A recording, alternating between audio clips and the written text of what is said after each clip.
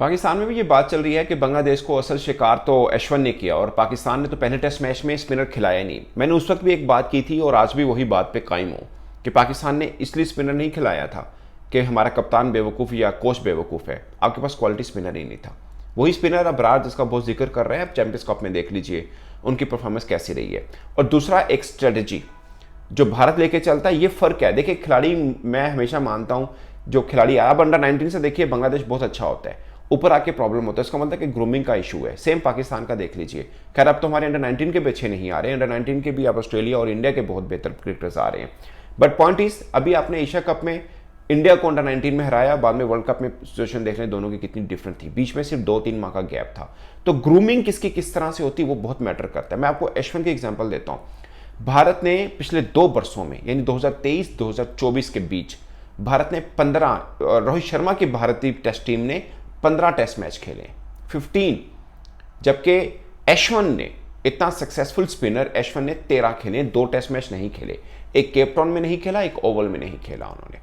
और इन 13 में भी 3 उन्होंने भारत से बाहर खेले, बाकी 10 भारत के अंदर खेले। ऐसा नहीं कि वो भारत के बाहर नहीं खेल सकते, वो भी मैं उसके ऊपर आता हूं कि सीना कंट्री में उनका रैकेट कैसा है, ये मैं इसके ऊपर आता हूं। अब मैं आपको थोड़ी सी इसकी बात ये जोड़ना चाह रहा हूं। 38 ईयर ओल्ड है एशवन, और इतना ही एज है यासिर शाह की, जो 2 वर्षों से पाकिस्तान के किसी पर्सपेक्टिव में नहीं खेल रहे हैं।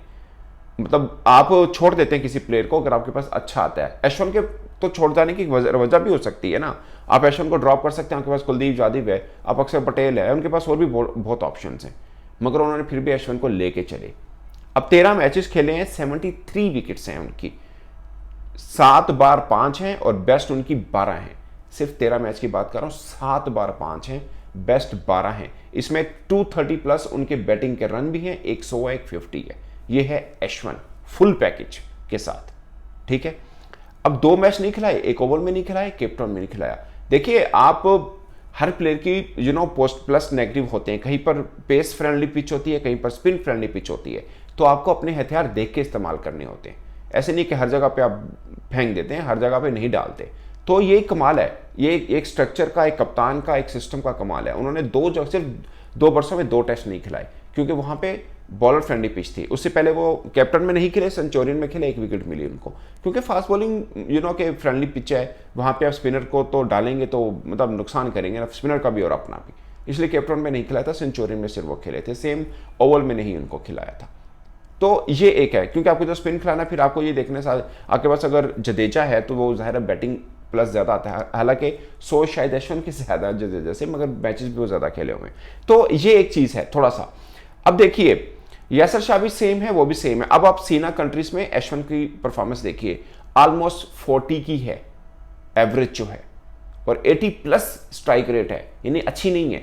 बट आप अनिल कुंबले जो उनका all time great Indian leg spinner है, उनकी एवरेज 37 की है, सिर्फ 3 का डिफरेंस है, ठीक है। 37 की सीना कंट्रीज के अंदर 37 की एवरेज है, 5 दफा उन्होंने 5 विकेट लिए हैं। जबकि यशवंत के हवाले से मंजरेकर ने एक बार स्टेटमेंट दी थी 2021-22 में, मुझे याद है, उन्होंने बोला था कि यशवंत ऑल टाइम ग्रेट नहीं है हमारा, क्योंकि सीना कंट्री के अंदर उनकी परफॉर्मेंस अच्छी नहीं है। उसको बहुत शोर हुआ था, क्योंकि यशवंत अब लगातार कितने वर्षों से अगर टीम इंडिया टेस्ट में अच्छा खेल रही तो बहुत ज़्यादा किरदार यशवंत का है, खासकर इंडिया के अंदर तो वो किसी को हिलने नहीं देते हैं।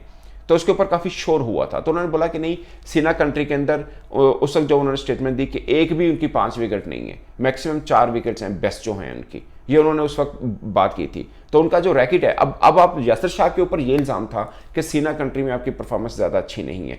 यासिर शाह 33 मैचेस के अंदर 200 विकेट लेने वाले दुनिया के वाहिद बॉलर हैं। उनके हवाले से 2015-16 में शायद स्टेटमेंट दी थी मरहूम शेन वॉर्न ने कि ये बेस्ट लेग स्पिनर हैं वर्ल्ड के इस वक्त। मगर उसके बाद हमने कुछ गलती यासिर शाह की भी हैं।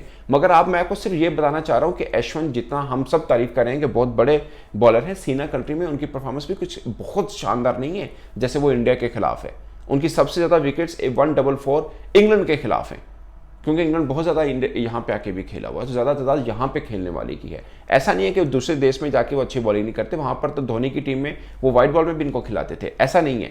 But comparatively yes, Asian condition में वो ज़्यादा अच्छे हैं, क्योंकि सभी स्पिनर एशियन कंडीशन में अच्छे होते हैं ऑफ कोर्स। अब अनिल कुंबले का मैंने को बताया कि उनका जो एवरेज था वो 37 का था। सेम हरभजन सिंह, उन्होंने 3 बार 5 विकेट्स सीना कंट्री में लिए, उनकी एवरेज 39.9 की है। तो ये सभी फिसलते हैं सीना कंट्रीज के अंदर, क्योंकि आप देखें ना ऑस्ट्रेलिया के अंदर स्पिनर डाल के अब कितने से विकेट्स ले लेंगे। यासिर शाह का बहुत बुरा रिकॉर्ड है, 3 बार 200 प्लस रन खाए हुए उन्होंने, किसी स्पिनर ने नहीं खाए हुए टेस्ट मैच के अंदर, मगर उन्होंने खाए हुए। इस वजह से उनको ड्रॉप किया गया और उन्होंने बोला कि नहीं ये काम के नहीं है। पॉइंट इज कि कोई बॉलर हर जगह पे आप नहीं फेंक सकते हैं। आपने यासिर शाह को इसलिए फेंका कि यार उधर अच्छा नहीं खेला, ड्रॉप कर दो उनको, वो कर दिया। फिर आपने एक जगह रावलपिंडी में खिलाया, वहां पे शायद एक आधी विकेट ली यासिर शाह ने, आपने बोला ये काम का नहीं है, फेंक दो। भाई रावलपिंडी के पिच के ऊपर जिसको मर्जी डाल दें, इसलिए तो पहले मैच में पाकिस्तान ने बांग्लादेश को खिलाया नहीं था। पॉइंट ये नहीं है कि आपके पास अच्छा स्पिनर हो, पॉइंट हो कि आपने उसको कंडीशन भी तो वैसे देनी है ना। रावलपिंडी में भी पाटा विकेट बना देंगे, स्पिनर को कुछ नहीं मिलेगा, इस डर से कि उनका स्पिनर हमारे खिलाफ अच्छा ना कर जाए। तो भाई इस तरह तो नहीं होगा ना। अभी देखें यही मेहदी मिराज थे, हमें टिकने नहीं दे रहा था, यहाँ पे देख लें। यही साकिब अल हसन है, हमें टिकने नहीं दे रहा था, यहाँ पे देख लें। बाकी लिटन दास, ये तो खैर बैटिंग पर्सपेक्टिव आ जाएगा, लिटन दास हमारे बॉलरों को पेल रहा था और अब देखें दोनों इनिंग्स में कुछ नहीं कर पाया वो। अगरचे मुझे वो बहुत पसंद है, वाइट बॉल में इंडिया के खिलाफ थोड़ा बेहतर भी खेला हुआ है, बट अब यहाँ देख लें कहीं पर भी नहीं है। तो पॉइंट इज दोस्तों, ये एशवंत जो आज कर रहा है आपके पाकिस्तान के लिए यासिर शाह भी कर सकता था। तो अगर आप उनको ना कंडीशन वो देते हैं और ना ही आप उनको यूज वैसा करते हैं जैसे इंडिया अपनी चीज़ों को यूज करता है। ये बेस्ट एग्जाम्पल है, ये बेस्ट एग्जाम्पल है कि कैसे आपने किसी प्लेयर को ग्रूम भी करना है, कैसे आपने उसका कद बड़ा रखना है, कैसे आपने उसका कॉन्फिडेंस भी बेहतर रखना है। ये एग्जाम्पल है आपके सामने। मैं ये बात इसलिए जोड़ रहा हूं कि आज सब उनकी तारीफ करें, पाकिस्तान वाले भी बहुत तारीफ करें कि अश्विन ने कमाल कर दिया, किया उन्होंने कमाल। वो पहली दफ़ा नहीं कर रहे, वो पहले से करते आ रहे हैं, वो लगातार अच्छा खेलते हैं। 100 देख लें उनके 600-700 हैं उनके, और आप 50s काउंट कर लें उनकी, शायद 14+ 50s हैं उनकी, और बॉलिंग उनका पर्सपेक्टिव देखें शानदार है, इसमें कोई शक नहीं है। मगर मैं सिर्फ ये कहना चाह रहा हूँ कि इसके पीछे खाली अश्विन नहीं है, पूरे का पूरा BCCI सिस्टम और कप्तान रोहित शर्मा और उनकी टीम मैनेजमेंट की स्ट्रेटजी जो उसको अश्विन बनाती है। आपके पास आ भी जाएगा, आप नहीं बना पाएंगे। इस पर आप अपने